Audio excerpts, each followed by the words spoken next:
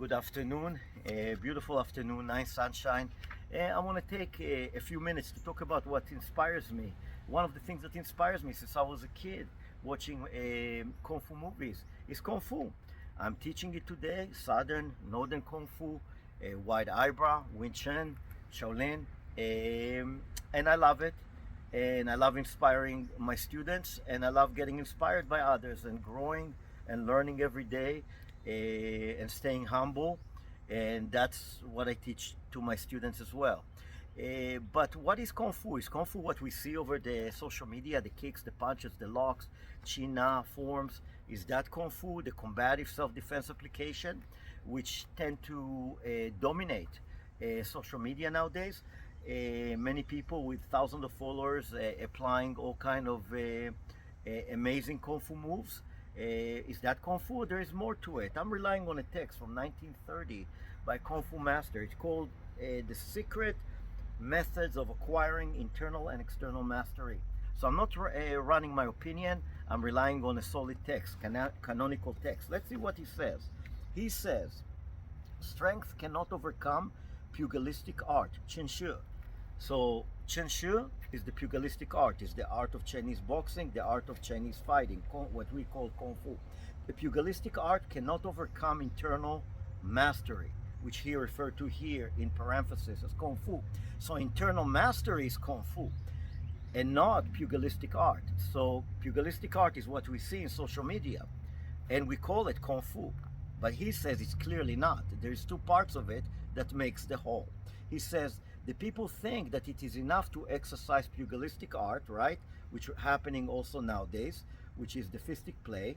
But few know that pugilistic art cannot withstand internal mastery. So internal mastery is more supreme than your actual fistic play or the self-defense application. And he goes on and saying, there are people who exercise only the internal art, the internal mastery, but do not practice pugilistic art, the fistic portion of it, and vice versa.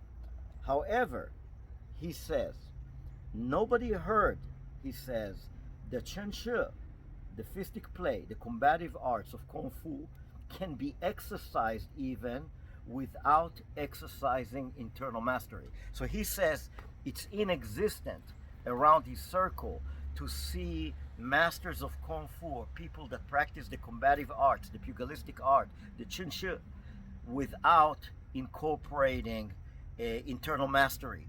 Qigong, hard Qigong, soft Qigong, strengthening joints, strengthening ligaments, strengthening breathing, and making the whole body stronger. And I think that's the mission, that's the obligation we have to our students, especially if we charge them money and call it Kung Fu, but we're really only teaching them 50% and not the whole package. It's like an analogy for you. Somebody drinks real orange juice. It's really sweet, it's really tasty, and it got good nutrients.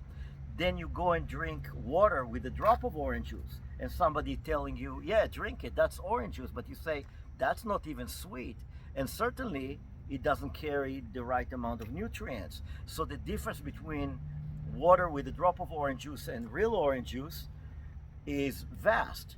Good Kung Fu, real orange juice, and bad Kung Fu, which water with a drop of it, diluted. So when you go and you shop and you train, make sure you get educated, make sure you talk to people, make sure you have a reference point. Don't just go find a sifu, just pay the amount. And I know many are caught into that they are training under somebody for 20, 30 years. Somebody's teaching 20, 30 years of something called Kung Fu, but when you sit there and really watch the nitty-gritty of what they are teaching is really 50% of the package and not the full package. Just a little talk about what Kung Fu is, what Kung Fu isn't. Chen Shi, internal mastery, together, Kung Fu. Have a great evening.